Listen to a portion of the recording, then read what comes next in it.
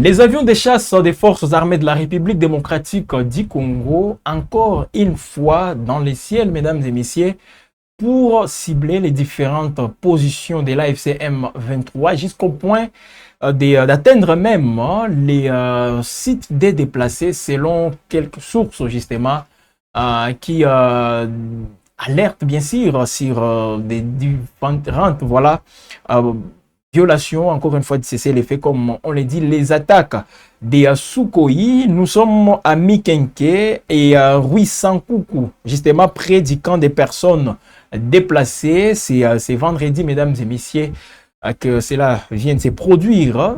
À 12h45, nous sommes dans la province du Sud Kivu, en territoire des Mwenga. Et là, c'est les villages Maimingi 1 et Maimingi 2 qui sont aussi passés sous le contrôle de l'AFC M23 depuis dimanche dernier, après des combats intenses contre les forces armées de la République démocratique du Congo. Et tout d'un coup, les avions de chasse viennent justement pour bombarder toute ces zones.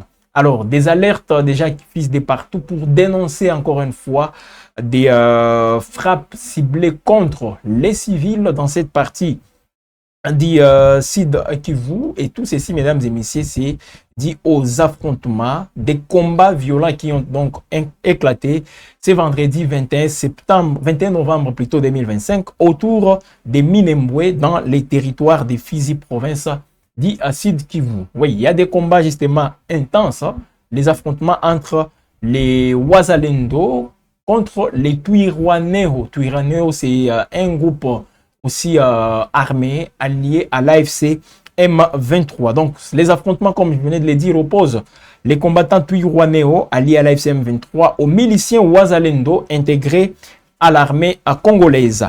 Les matins de ce vendredi, l'AFC Twirwaneho M23, en violation de l'accord cadre d'Edora, a attaqué Kinyokwe, Timbiangoma et Kwasabuni sur les hauts plateaux aussi de Minembwe, devenu cible ce matin, a déclaré justement un porte-parole des Wazalendo.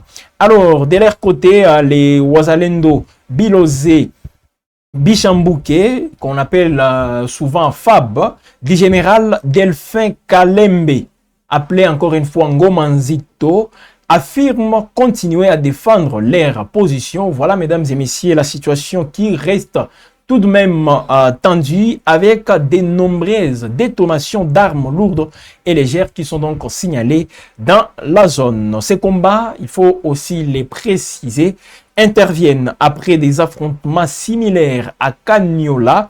Kanyola, c'est dans les territoires de Walungu, mais aussi dans la province du Nord Kivu. Là, nous faisons un point, mesdames et messieurs, général de la situation. Au Nord Kivu, malgré aussi les cessez-le-feu, comme convenu le week-end dernier, signé entre les deux parties, l'AFC M23 a repris mercredi dernier, donc avant-hier soir, des positions à Katoyi et dans plusieurs autres localités du territoire des Massissi. Des combats, mesdames et messieurs, des affrontements, comme on peut les constater, et des alertes fusent de partout. C'est le cas de toutes ces dénonciations, voilà, ces cris d'alarme d'un notable justement du coin au niveau des Minembwe. Il s'agit bien évidemment du sénateur honoraire, député national aussi honoraire, Moïse Nyarugabo, fils du terroir, qui, via son compte X, dénonce toutes ces frappes des avions de chasse des forces armées de la République démocratique du Congo. Qu'est-ce qu'il dit? Moïse Nyarugabo, un avion de chasse vient de bombarder Mikenke encore. Voilà, c'est comme ça qu'il commence. Il est 12h45 précise à Minembwe, parce que c'est à 12h45 qu'il a fait ses tweets aujourd'hui, comme pour souhaiter la bienvenue à l'émir du Qatar, les médiateurs, ou pour lui passer un message. Un avion de chasse Sukhoi vient de bombarder à des reprises les villages de Mikenke. Les sites visés sont les camps des déplacés Banyamulenge et l'antenne de Vodacom. Le bilan est à établir. La panique est généralisée au sein de la population. Après les bombardements, l'avion a survolé Minembwe en direction des Kalemi.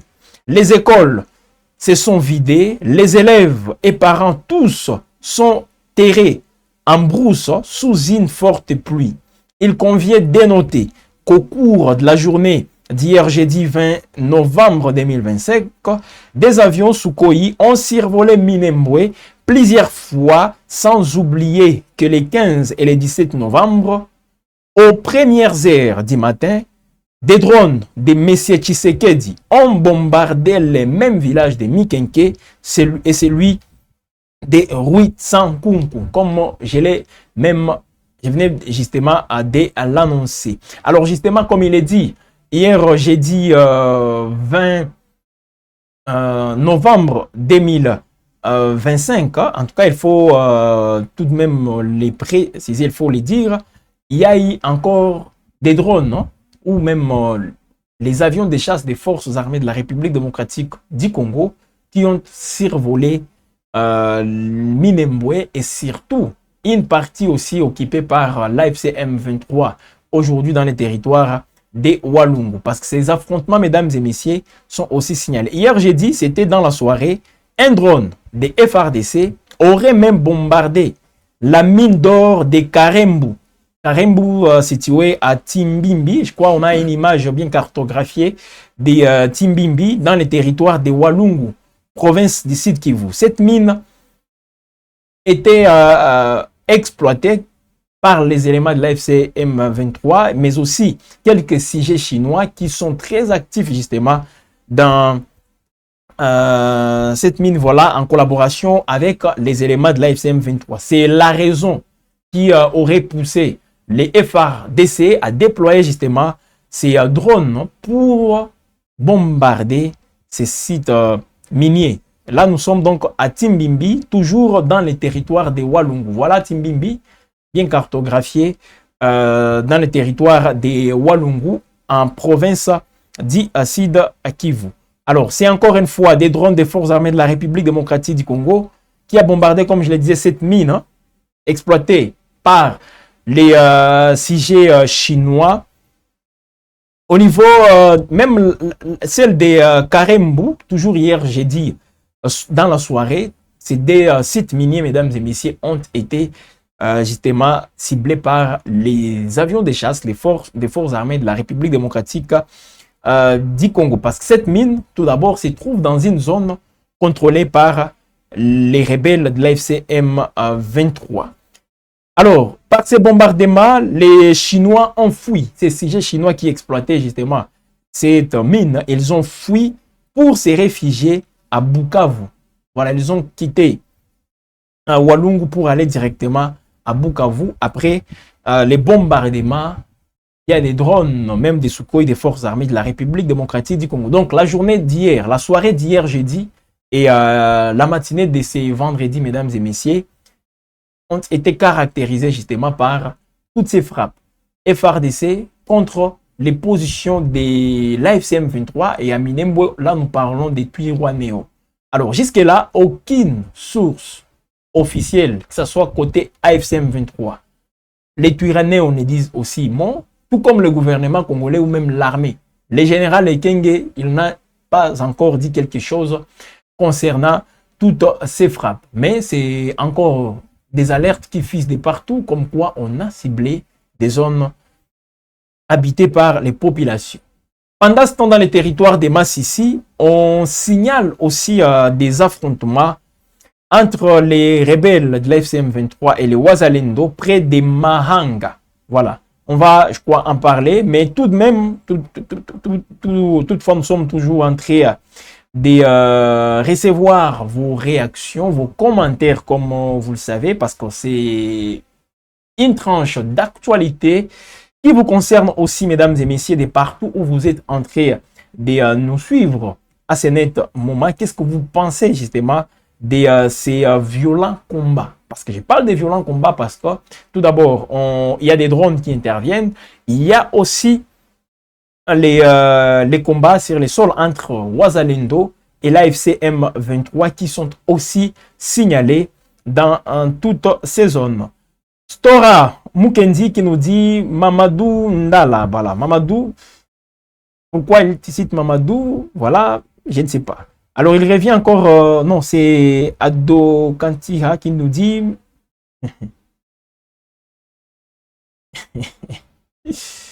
oh là là, en tout cas, tu es en train de te tromper, cher Adao.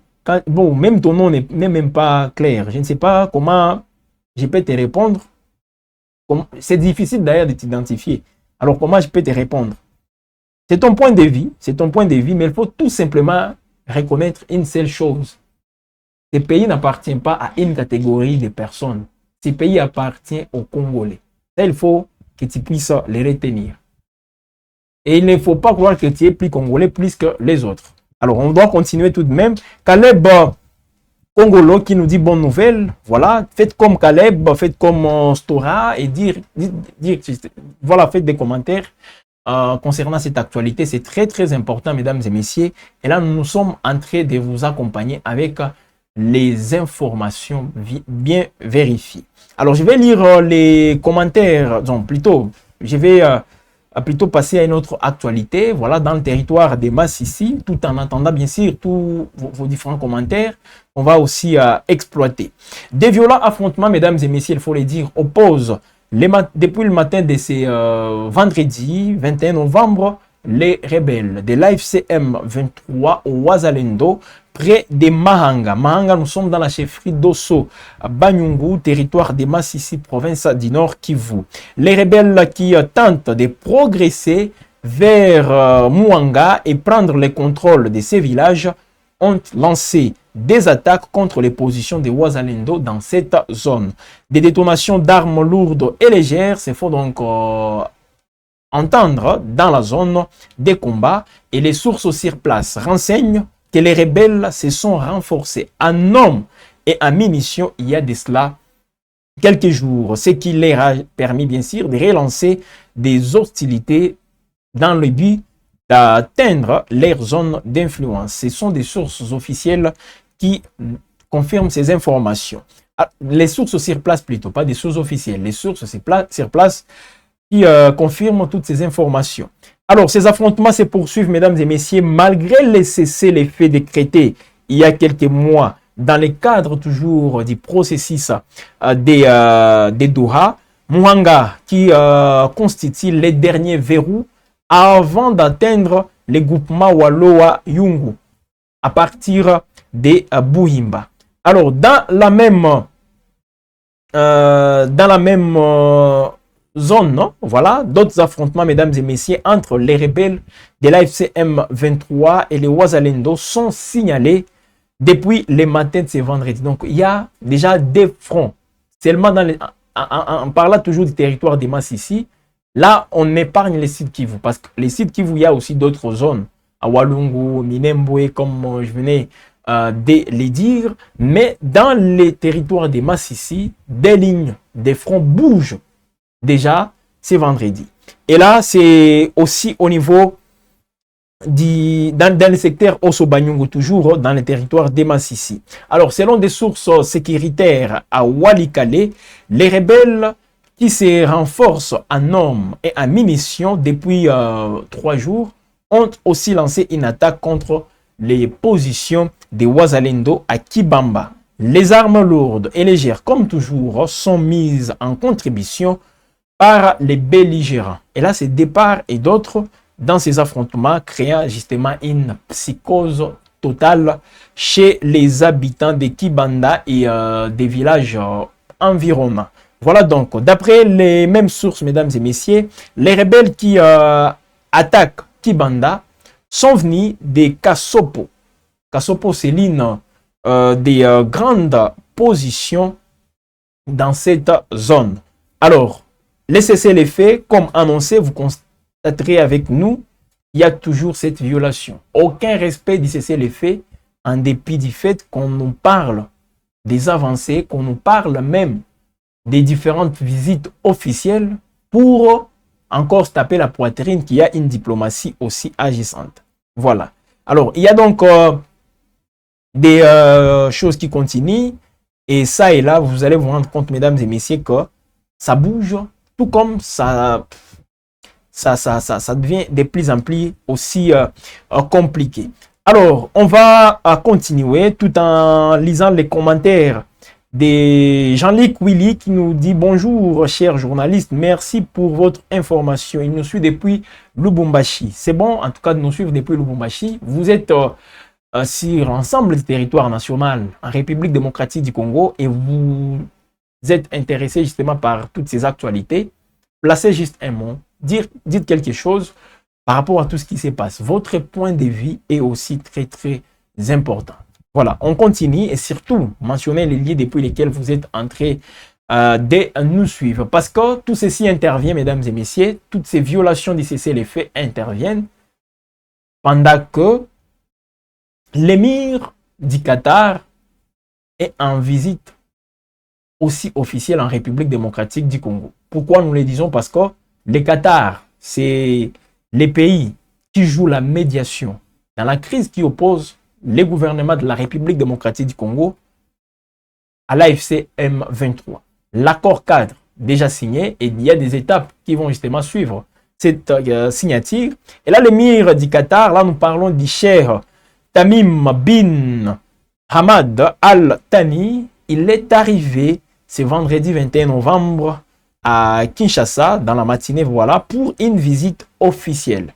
À son arrivée à l'aéroport international d'Njili, il a été accueilli par le président Félix Antoine Tshisekedi Tshilombo. Je crois qu'on peut même vous montrer les images de son arrivée à Kinshasa avant de faire aussi un point sur son passage à Kigali où il a été reçu par le président rwandais Paul Kagame. Alors, il s'agit, mesdames et messieurs, du premier voyage officiel du cher Tamim en République démocratique du Congo. Et vous allez comprendre, mesdames et messieurs, que c'est une visite historique qui est la première d'un émir qatari en République démocratique du Congo. C'est une visite donc qui s'inscrit dans le cadre du renforcement des relations bilatérales et des liens économiques entre la République démocratique du Congo et le Qatar. Les deux pays, comme vous le savez, amis, a déclaré sur X les porte-parole du chef, la porte-parole voilà, du chef de l'État, Tina Salama. Et là, le Qatar, c'est un pays qu'il ne faut pas aussi minimiser parce que le Qatar joue un rôle clé dans la médiation entre la République démocratique du Congo et l'AFC M23 dans le cadre toujours du processus de Doha. Au cours de son séjour, le cher Tamim il s'est entretenu avec le président Félix Tshisekedi sur les questions liées à la paix. Voilà, la paix encore une fois au rendez-vous. La sécurité dans l'est du pays, une région toujours aussi marquée par des conflits, comme vous le savez, ça et là, les conflits armés.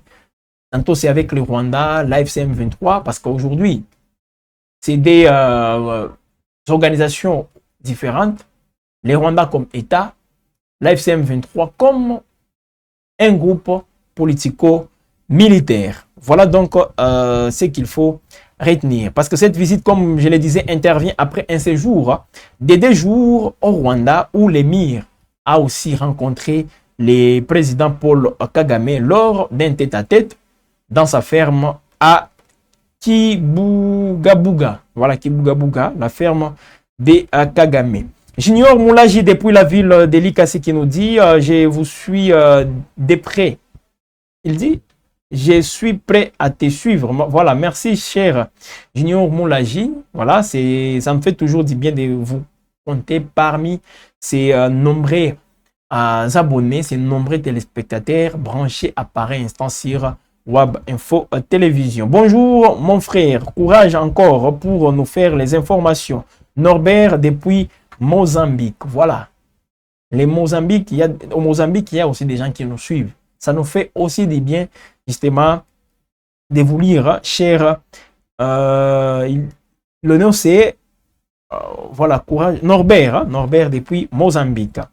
Je suis tellement fier de vous. Isaac Singer qui nous dit, je suis tellement fier de vous. Voilà, c'est comme ça, Web Info, on est là pour vous informer, pour vous mettre au parfum de l'actualité, car vous le méritez. Je l'ai toujours dit, un peuple qui a l'information, c'est un peuple qui a les pouvoirs. Vous êtes nombreux en train de nous regarder partout où vous êtes.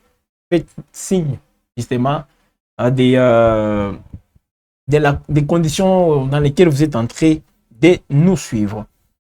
Alors, les actualités, voilà, qui continuent, mesdames et messieurs. Là, je parlais, bien sûr, de cette visite du Cheikh du Qatar. Voilà, l'émir du Qatar, comme on l'appelle souvent, qui vient qui est en visite de travail, une visite officielle en République démocratique du Congo. Pendant ce temps, mesdames et messieurs, les processus diplomatiques poursuivent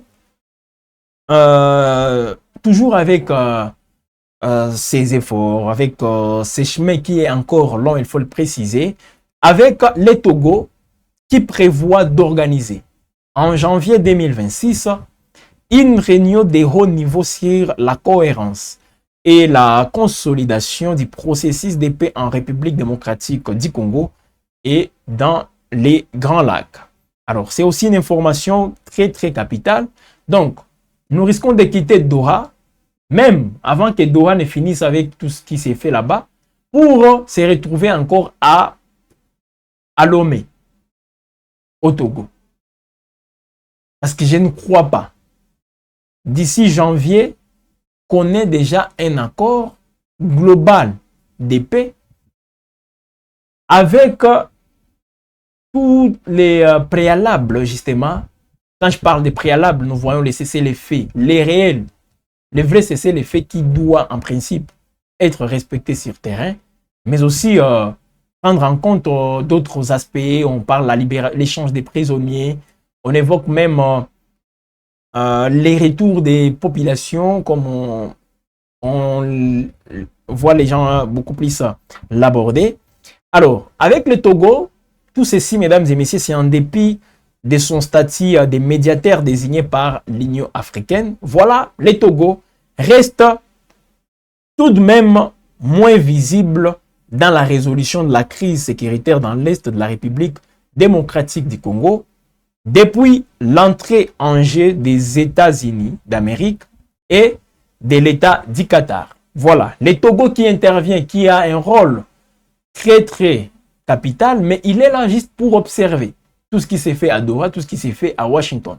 Et c'est le seul rôle, ou disons, c'est juste les rôles d'observateur avec lesquels le Togo doit s'afficher dans cette crise. La réponse est non. Au-delà de sa participation aux réunions du mécanisme conjoint de coordination en matière de sécurité sous l'égide de Washington, le Togo, dirigé par Faure Esozimna, voilà, Soze Esozimna Nyasingbe, attend désormais faire bouger les lignes. Lomé prévoit d'organiser le 17 janvier 2026 une réunion de haut niveau consacrée à la cohérence, voilà, et la consolidation du processus de paix en République démocratique du Congo et dans la région des Grands Lacs. Bien avant cette annonce, mesdames et messieurs, et en étroite coordination avec les Togo, l'Union africaine, parce que l'Union africaine, c'est elle qui avait bien sûr désigné les Togo comme médiateur dans cette crise. L'Union africaine, pour la région des Grands Lacs, la France avait organisé récemment, c'était le 30 octobre dernier, une conférence de soutien à la paix et à la prospérité. C'était co-organisé d'ailleurs avec les Togo. Bon, on parle un peu du Togo parce qu'on voit c'est la France. Financièrement, logistiquement, voilà, c'est la France qui a tout mis en place pour que cela puisse être, pour que cela soit fait. Donc, c'est aussi ça la réalité. Mais ce qu'on peut retenir tout de même, les médiateurs de l'Union africaine, qui est le Togo, va organiser d'ici là, donc ça sera le 17 janvier 2026, une réunion de haut niveau sur la cohérence et la consolidation du processus de paix en République démocratique du Congo et dans la région des Grands Lacs. C'est la grande information, mesdames et messieurs, pour les moments. Et surtout, comme les combats continuent, comme les échauffourées sont toujours signalées ça et là, et ça fait à ce que les choses puissent, elles se tournent toujours mal. Et une grande actualité aussi, permettez, parce qu'avec tout ce qui se passe dans l'Est de la République démocratique du Congo, il y a des massacres, il y a des atrocités. Et les victimes, ce sont les Congolais. Depuis les années 98, depuis les années 2000, avec les années 2000, tout ce qui se passe aujourd'hui, les rapports mapping fait à ce qu'aujourd'hui, un leader politique de ces pays se retrouve en détention à Paris. Il est en plein procès, bien qu'il prenne justement quelques mesures pour échapper ou même pour manifester son ras-le-bol. Il dit que la justice française n'est pas compétente aussi pour les juger. Là, nous parlons bien sûr de l'affaire Roger Lumbala. C'est très important. Et avec cette affaire, mesdames et messieurs, les têtes peuvent tomber. Que ce soit au sein de l'armée, au sein de la classe politique, même le gouvernement République démocratique du Congo, il y a des têtes qui doivent tomber. Pourquoi nous le disons? Parce que Roger Lumbala, aujourd'hui même, nous sommes tombés sur une lettre de 3 pages qu'il a adressée voilà, à Jean-Pierre Bemba. Une lettre que lui-même a écrite et il adresse la lettre à Jean-Pierre Bemba. Alors, pourquoi nous le disons? Parce que Bemba, il est aujourd'hui vice-premier ministre et ministre des Transports et Voies de communication dans ces pays. Et déjà là, il est cité en maintes reprises. La justice française a tenté à plusieurs reprises pour obtenir non seulement l'avis du gouvernement, mais justement pour entamer des démarches visant Jean-Pierre Bemba parce qu'il est cité. Alors Roger Lumbala, lui, il veut que Bemba, même par visioconférence, fasse une vidéo, une communication pour les décharger de tout ce qui pèse aujourd'hui sur lui. C'est un peu ça. Il a cité même certains politiciens qui peuvent aussi intervenir pour témoigner. Il a cité l'ancien gouverneur militaire du Nord Kivu, Constant Ndima, sous état de siège, rappelez-vous. Il a cité Olivier Kamitatu, Thomas Louaka, voilà plusieurs cadres ou ex-membres du parti MLC de Jean-Pierre Bemba, parce que c'est un parti qui était d'abord, qui avait migré de la rébellion vers la politique aussi démocratique. Il faut le préciser. Mais les faits sont là et l'histoire, on ne peut pas quand même effacer l'histoire. Il y a eu des atrocités. Les Congolais ont été tués. Aujourd'hui, on parle des Frivao, on parle des fonds en rêve, mais il y a des victimes, des bourreaux aujourd'hui qui se retrouvent dans des postes aussi jutés et c'est comme si ils ont déjà été blanchis et ils ne peuvent plus aussi répondre de leurs actes. C'est ça aussi. Voilà donc comme Roger Lumbala, lui il est en train de subir tout ça, mais il dit ceci, il n'avait pas un rôle, ou disons il n'avait pas de décisions à prendre dans la rébellion. Pourquoi? Parce que lui, il était là comme juste pour s'occuper de la branche armée, de la branche plutôt civile avec son parti, le RCDN, mais tout ce qui est militaire, c'est le MLC de Jean-Pierre Bemba qui est exécuté. Alors que Bemba aussi clarifie un peu, c'est très important, parce que ce sont des accusations aussi graves, et comme il est dit, bon, bah, nous sommes en train peut-être d'avoir une autre compréhension dans tout ce qui se passe. Alors, à vous de commenter, nous venons d'aborder plusieurs actualités, bien que l'actualité phare, pour l'instant, reste, mesdames et messieurs, les Sukhoi des FARDC, qui, selon les sources à Minembwe, viennent de cibler les différentes positions. On parle même des sites de déplacés. Selon le sénateur Moïse Nyarugabo, proche de Joseph Kabila, lui, il dit qu'on a ciblé les zones où on a donc les réfugiés, donc les déplacés. C'était un camp de déplacés qui a été frappé par les bombardements. Jusque-là, les bilans n'est pas encore donné, mais hier, tout comme aujourd'hui, il y a toujours les avions de chasse des FARDC qui ont fait encore une fois des choses. C'est le cas des différents sites miniers. Donc, la mine au niveau du territoire de Walungu, Mwenga aussi, qui serait exploitée illégalement par des CG chinois. Alors, les FARDC ont ciblé toutes ces positions. Pourquoi? Parce que c'est l'AFC M23 qui contrôle voilà, toutes ces zones. Alors, depuis Kinshasa, je suis toujours là pour vous écouter. Un vrai patriote, Isaac Singer. Merci à vous, Isaac. Fils Kabambake nous dit bonjour, c'est fils depuis Fungurume. Merci beaucoup. Que Dieu vous bénisse, que Dieu bénisse votre chaîne pour toutes ces informations que vous nous donnez. Voilà, c'est très important. Et là où vous êtes, c'est ça aussi. Parce que vous êtes déjà informé. Mais il y a quelqu'un à vos côtés. Il y a quelqu'un que vous connaissez qui facilement peut véhiculer des fausses informations. Il faut aussi les conscientiser. Que la personne en question puisse s'abonner sur Web Info et activer la cloche de notification pour être alerté à tout moment pour suivre l'actualité comme il se doit. C'est aussi ça. Donc, il ne faut pas juste garder cette information juste pour vous, mais essayer un peu de partager ça à d'autres personnes. Parce que nous voulons avoir un peuple qui a les pouvoirs.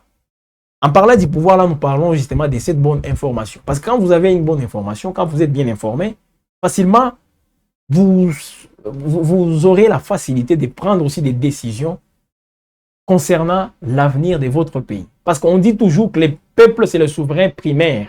Mais un souverain primaire qui n'est même pas informé. C'est pas quand même...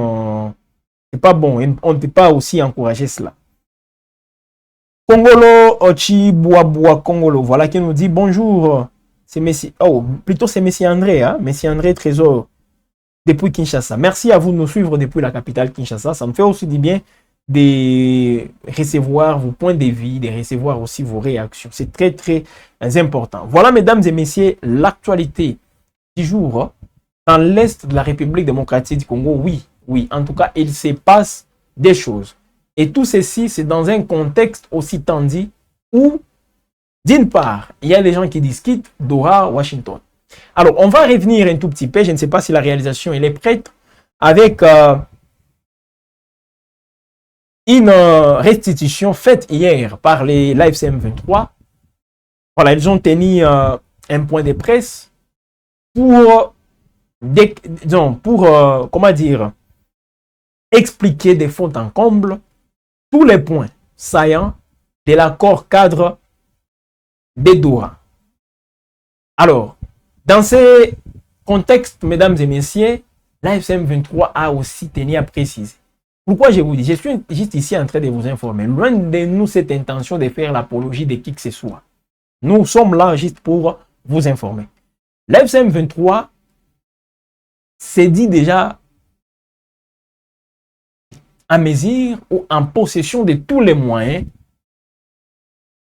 se référant à l'accord cadre signé avec le gouvernement congolais pour neutraliser tous les groupes armés. Même les Wazalendo seront aussi désarmés. Et là, c'est l'AFC M23 qui va le faire avec les FARDC. Voilà un autre point qu'on peut retrouver dans l'accord cadre signé à Washington, à Doha. Alors, déjà, parce qu'il y a ce qu'on appelle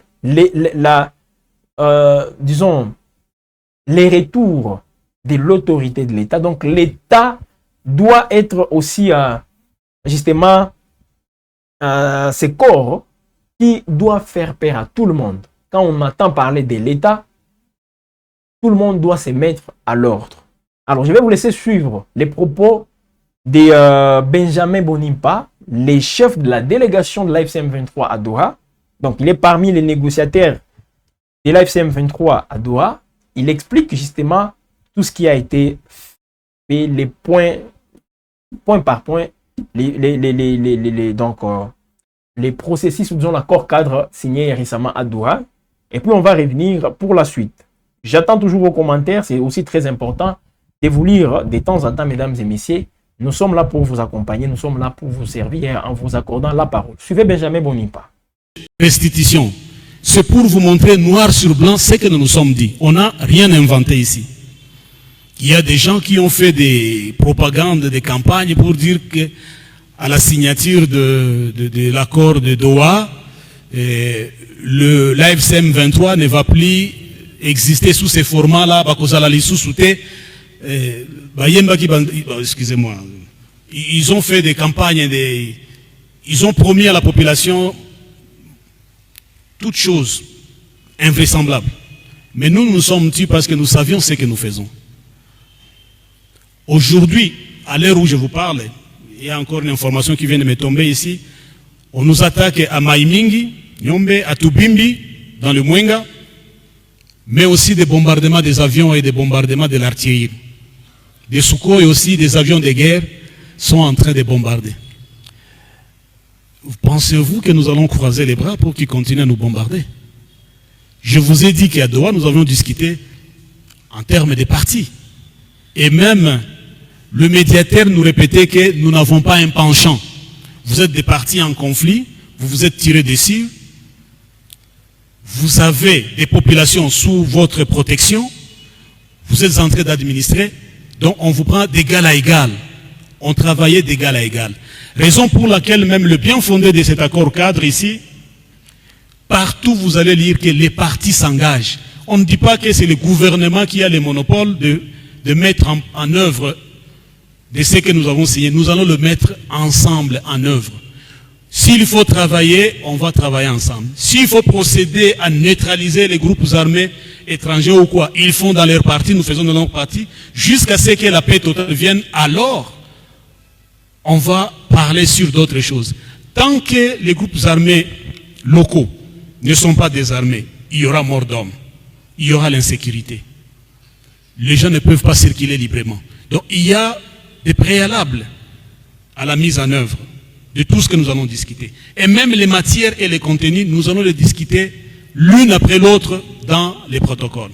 Raison pour laquelle nous avons dit,